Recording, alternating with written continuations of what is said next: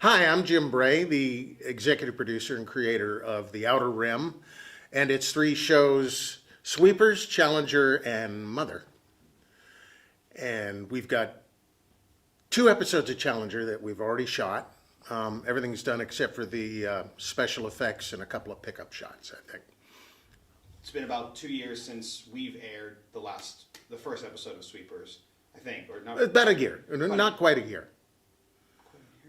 About Since we've aired 6 or 8 months ago. Yes, but you were in here doing some shots for it. Oh, yeah, 2 that years was ago. for the second Challenger Gotcha. Okay. episode. Okay, gotcha. So what's been going on the last year?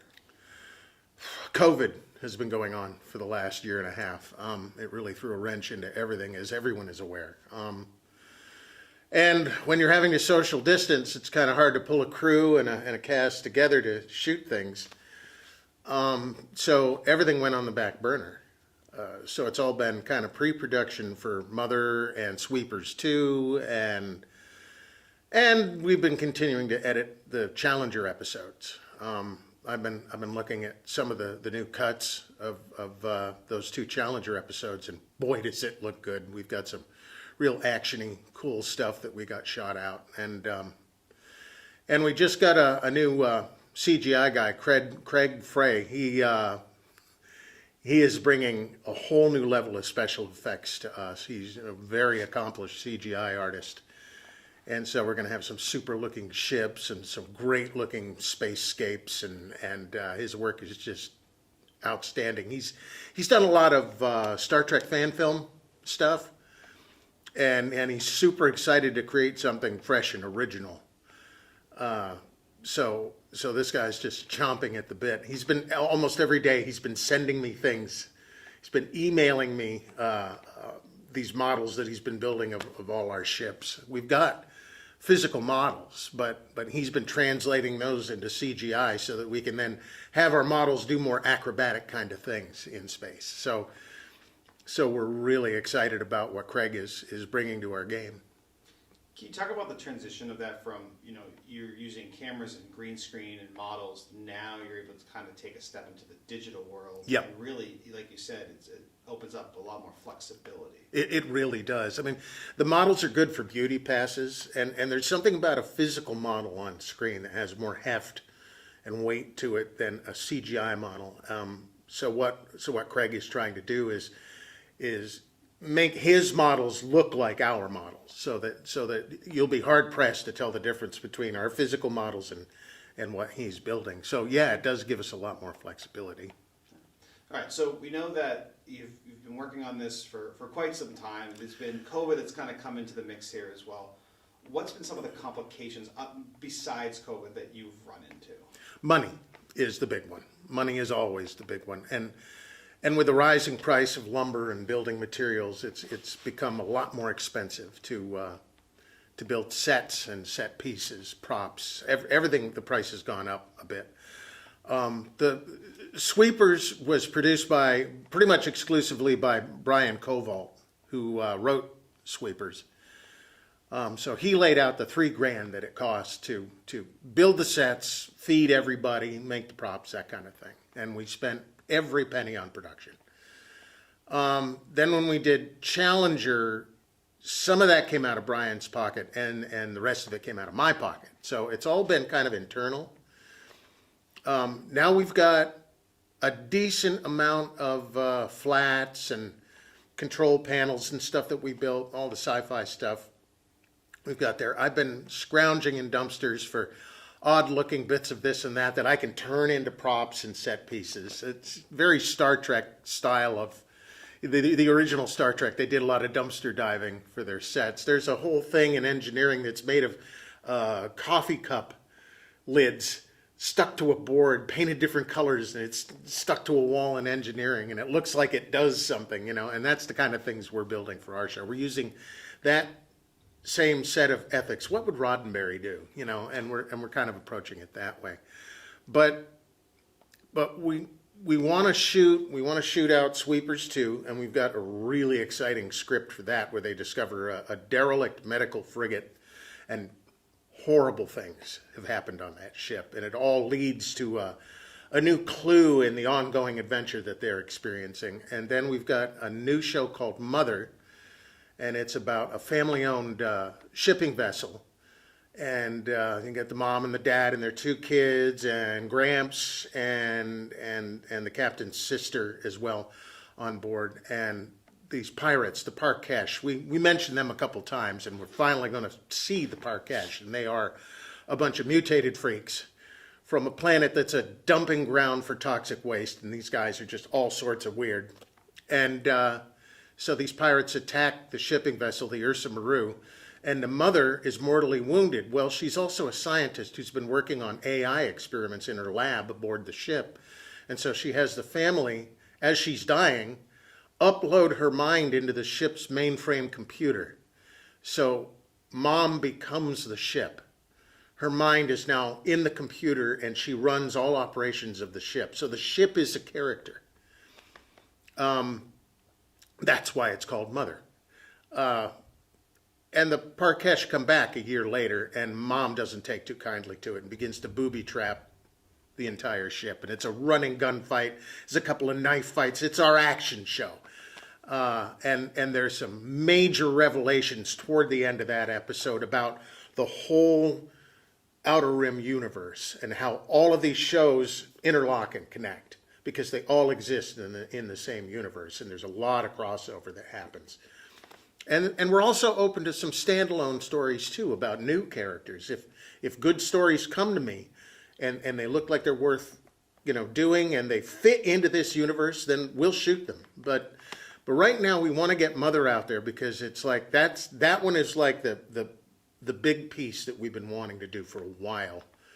It's a major story. It's a lot of fun. We've got amazing characters in Mother, and we want to flesh them out and make them happen. The script is written, but we don't have all the sets. And what we wanted to do is do a fundraiser, do a GoFundMe, and try and we'd love to get anywhere from 7,000 to 10,000. So that would give us the money we need to build all the additional sets. I mean, we need to build a large cargo hold set. For Sweepers 2, we've got some sets that are inside the medical frigate. There's a big laboratory scene in that where we find the main lab and find out that weird things are going on board this ship that's called the Whitechapel. So we need money to build these things.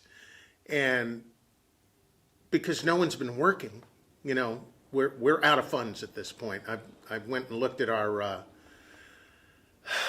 PayPal account that we have, where all our money goes, and we have about $100 in there. It's about all we've got, and you can't do much with $100.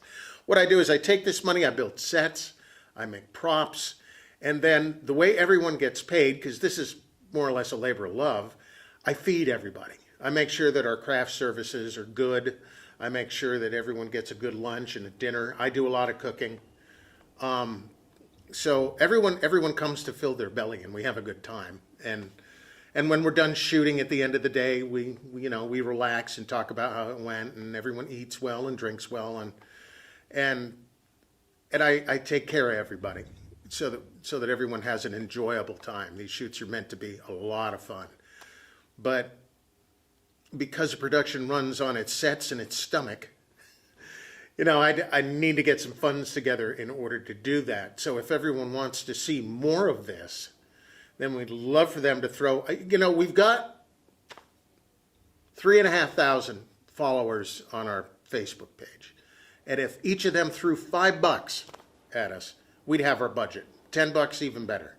Now, who can't part with $5 or $10? I mean, I've thrown thousands into this already, and we've had a great time, and I don't regret a bit of it. But I think if everyone could jump on this fundraiser we're going to do, then we could get these episodes wrapped up and done and get everything out there, and then everyone can see what we're about and see the level of storytelling that we have.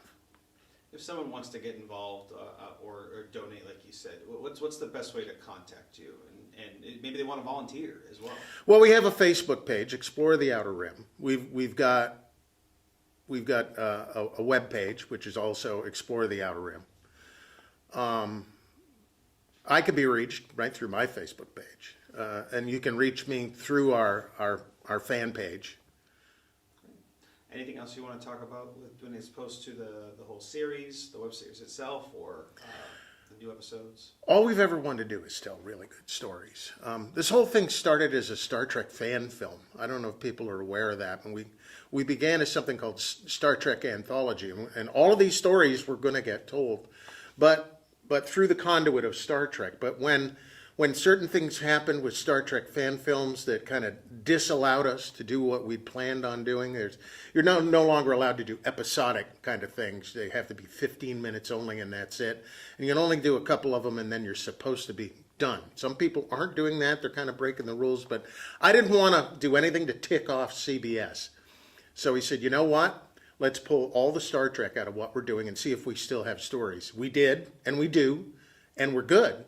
And so he said, let's just build a whole new universe around these stories. So now we've got something that's entirely ours. No one can tell us what we can and can't do with it.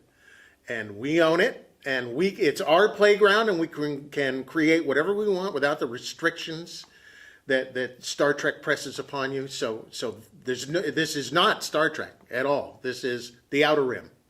And that's where we're at. And hopefully we can tell the kind of science fiction stories that can speak to people on a level that they will find engaging and something that'll draw people in and have them and cause people to think a little bit about today's issues. Science fiction has always been good for that, to pull today's issues and tell a story as an allegory or as a metaphor and make a statement about the way the world is or the way the world might be. So those are the kind of stories we're trying to tell.